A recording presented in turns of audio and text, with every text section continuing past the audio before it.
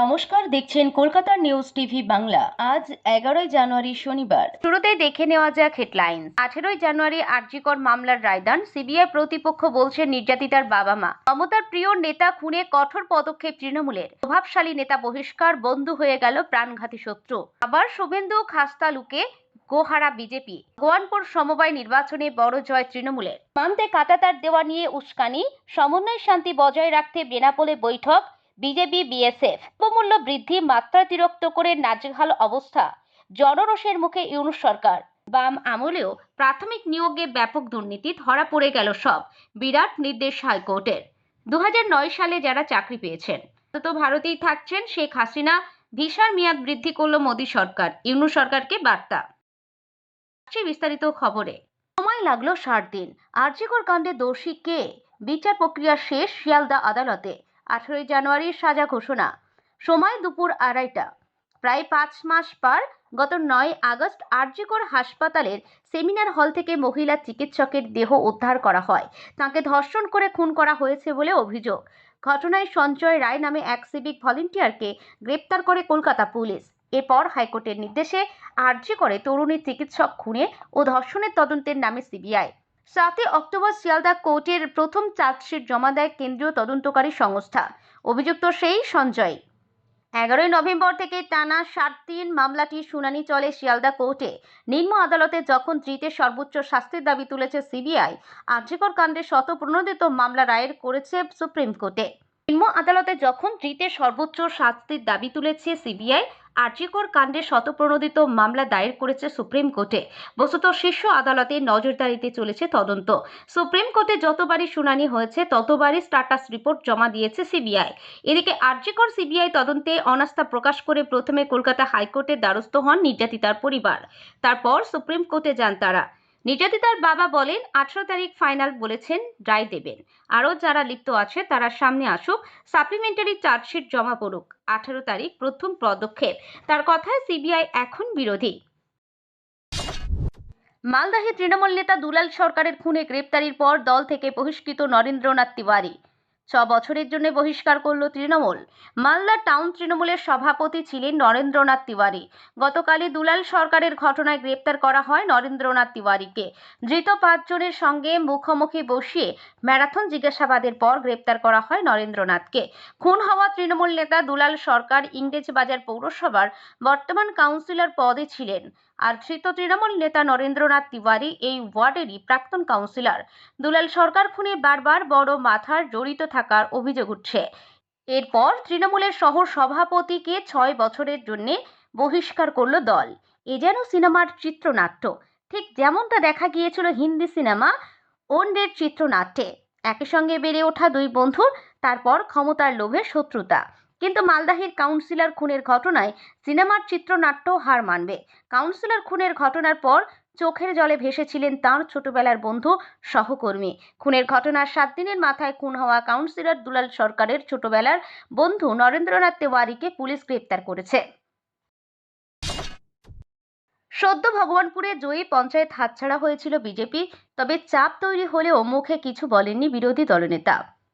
এবার আবারও ওই ভগবানপুরের মাটিতে পদ্ম উপড়ে ফেলে দিল ঘাসফুল। আর এভাবেই শুভেন্দু অধিকারীর খাসতালুকে বিজেপির হাত থেকে সমবায় সমিতি ছিনিয়ে নিল তৃণমূল কংগ্রেস। জানিয়ে আজ বৃহস্পতিবার জোর চর্চা শুরু হয়েছে। ভগবানপুর 2 নম্বর ব্লকের জুখিয়া গ্রাম পঞ্চায়েতের ইক্ষপত্রিকা সমবায় সমিতির 12টি ডেলিগেট আসনে বুধবার নির্বাচন ছিল। সেখানে মোট 32 জন প্রার্থী প্রতিদ্বন্দ্বিতা করছেন। মোট ভোটার 839 জন, আর ভোট পড়েছে 746টি। তাতে দেখা গেল সবকটি আসনে জয়লাভ করেছেন তৃণমূল কংগ্রেস প্রার্থীরা। আর শুভেন্দুগড়ে গোহারা হলো বিজেপি। পদ্মফুল ফোটা যে পূর্ব মেদিনীপুরে ক্রমাগত কমছে, সেটার উদাহরণ বারবার মিলেছে।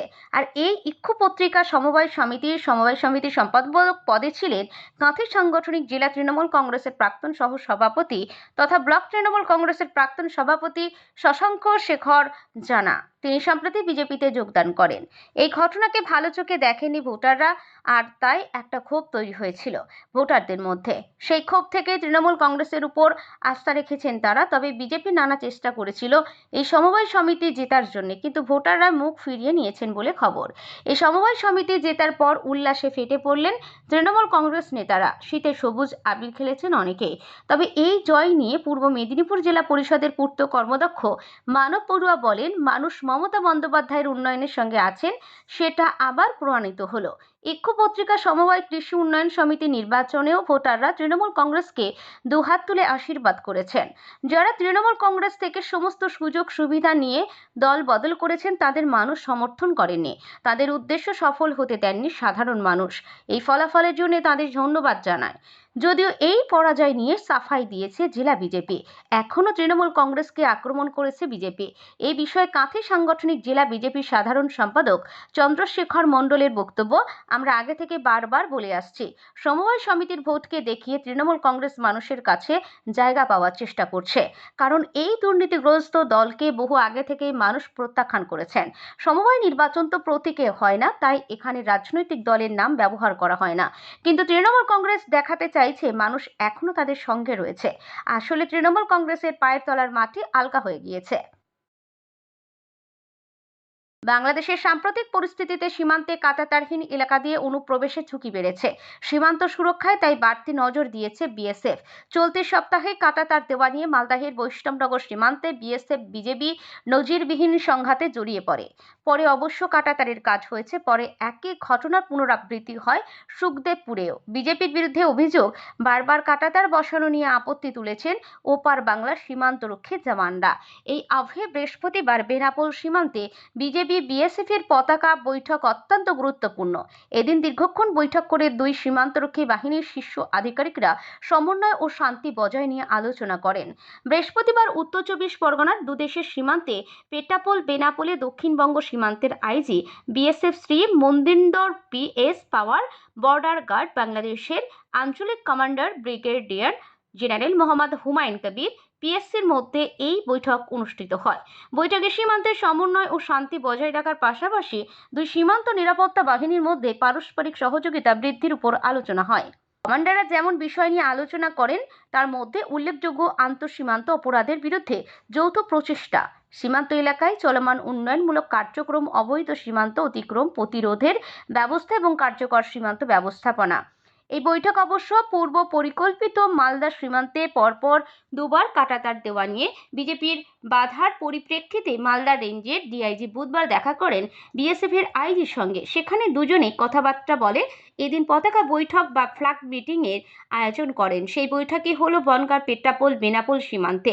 দক্ষিণবঙ্গ সীমান্তের আইজি শ্রী মন্দিন্দর পিএস পাওয়ার সীমান্তে আরও নিরাপদ পরিবেশ, স্থিতিশীলতা নিশ্চিত করতে এবং এই অঞ্চলে সমৃদ্ধি বৃদ্ধিতে উভয় বাহিনীর মধ্যে পারস্পরিক সহযোগিতার গুরুত্বের উপর জোর দেন। উভয় পক্ষই দ্বিপাক্ষিক সম্পর্ক জোরদার করার এবং ভারত বাংলাদেশের মধ্যে সহযোগিতা বৃদ্ধির জন্য অব্যাহত প্রচেষ্টা চালিয়ে যাওয়ার প্রতিশ্রুতি দিয়েছে।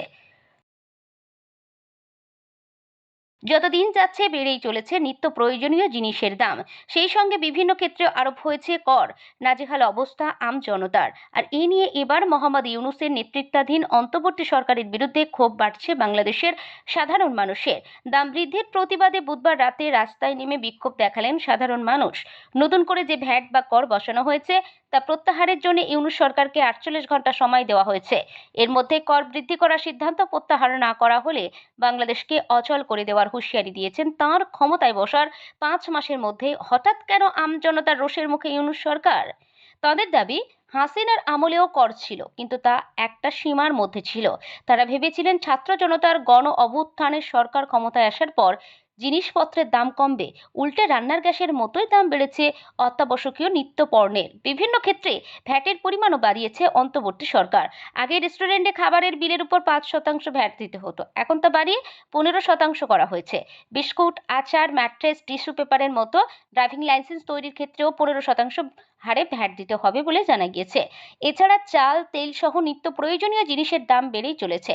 ১০০ টাকার মোবাইল রিচার্জ করতে কর হিসাবে দিতে হবে ৫৬ টাকা ৩০ পয়সা। এসব কিছু নিয়ে দিন গুজরান করায় কষ্টসাধ্য হয়ে পড়েছে সাধারণ মানুষের। তাই এবার প্রতিবাদে সামিল হয়েছেন তারা। অতিরিক্ত করের বোঝা চাপিয়ে দেওয়া হলে তা মেনে নেওয়া হবে না বলে জানানো হয়েছে। 48 ঘন্টার মধ্যে কর বৃদ্ধি করার সিদ্ধান্ত প্রত্যাহার করা না হলে বাংলাদেশকে অচল করে দেওয়া হবে বলেও হুমকি দেওয়া হয়েছে। ছাত্র জনতাকে নিয়ে সরকারের বিরুদ্ধে তীব্র আন্দোলন শুরুর কথাও জানিয়েছেন তারা। প্রশ্ন উঠছে, তবে কি ফের এক গণ অভ্যুত্থান দেখবে বাংলাদেশ? প্রাথমিক নিয়োগে আবারও চাঞ্চল্যকর তথ্য। এমপ্লয়মেন্ট এক্সচেঞ্জের কার্ড জালিয়াতি করে চাকরির অভিযোগ। 2009 সালে নিয়োগ প্রক্রিয়ায় কার্ড জালিয়াতি করে চাকরি শুরু, সিআইডি তদন্ত। বাদ 26টি চাকরি আর কত? রাজ্যের 22 ডিপিএসসির রিপোর্ট তলব কলকাতা হাইকোর্টে। সমস্ত এমপ্লয়মেন্ট এক্সচেঞ্জের কার্ড যাচাই করে দেখার নির্দেশ বিচারপতি বিশ্বজিৎ বসুর। 2009 সালে কর্মরত প্রাথমিক শিক্ষকদের এমপ্লয়মেন্ট এক্সচেঞ্জ কার্ড যাচাই করার নির্দেশ। 27 জানুয়ারির মধ্যে রিপোর্ট পেশের নির্দেশ। এমন অবস্থা বাংলাদেশে এবার যা করতে চলেছে পাকিস্তান শুনে চমকে উঠবেন। ভারত ছাড়া কি গতি আছে বাংলাদেশের? দক্ষিণ 24 পরগনার ডিপিএসসি আইনজীবী গৌরব দাস জানান, 2009 নিয়োগ প্রক্রিয়ায় 150 জন প্রাথমিক শিক্ষকতার চাকরি পান এক্সেম্পটেড ক্যাটাগরিতে। তাদের মধ্যে 26 জনের জালিয়াতির তথ্য হাতে এসেছে। ওই চাকরি বাতিল করে দেওয়া হয়েছে। 2009 সালের প্রাথমিক শিক্ষক নিয়োগ প্রক্রিয়ায় এক্সেম্পটেড ক্যাটাগরিতে আর কত এরকম এমপ্লয়মেন্ট এক্সচেঞ্জের কার্ড জালিয়াতি করে চাকরি হয়েছে, তাই এবার খতিয়ে দেখতে চায় কলকাতা হাইকোর্ট। তিনি আরও জানান, তাই রাজ্যের সমস্ত প্রাথমিক শিক্ষা সংসদকে হাইকোর্ট নির্দেশ দিয়েছে কার্ডগুলি খতিয়ে দেখে রিপোর্ট পেশ করার। শেখ হাসিনার ভিসার মেয়াদ বৃদ্ধি করল ভারত। শেখ হাসিনার ভিসার মেয়াদ বৃদ্ধি করল ভারত। একদিন আগে বাংলাদেশে মোহাম্মদ ইউনূসের অন্তর্বর্তীকালীন সরকার হাসিনার পাসপোর্ট বাতিল করে। তারপর 24 ঘন্টাও কাটল না, খবর এলো হাসিনার ভিসার মেয়াদ বৃদ্ধি করেছে দিল্লি।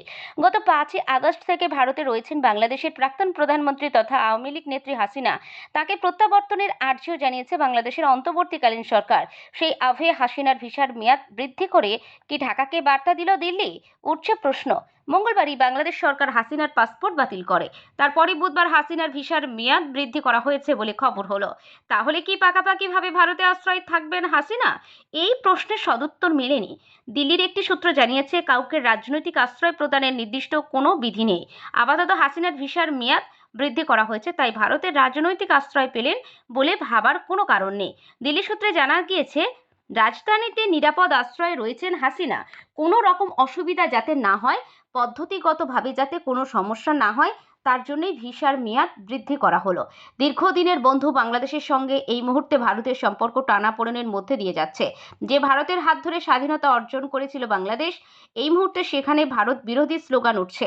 সংঘাত চলছে সীমান্তে নিয়েও। হাসিনার প্রত্যাবর্তনের দাবিও জানাচ্ছে বাংলাদেশ।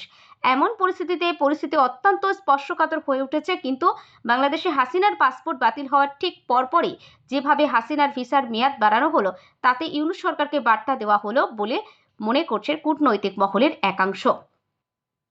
হাসিনার পাসপোর্ট বাতিল করা হয়েছে বলে মঙ্গলবারই জানায় বাংলাদেশের মোহাম্মদ ইউনূসের অন্তর্বর্তীকালীন সরকার। এদিন ইউনূসের ডেপুটি প্রেস সচিব আবুল কালাম আজাদ মজুমদার জানান, হাসিনা সহ মোট 97 জনের পাসপোর্ট বাতিল করা হয়েছে।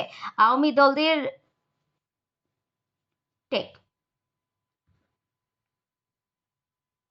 হাসিনা সহ মোট 97 জনের পাসপোর্ট বাতিল করা হয়েছে। আওয়ামী দলের অনেকেরই পাসপোর্ট বাতিল করা হয়েছে বলে জানা যায়।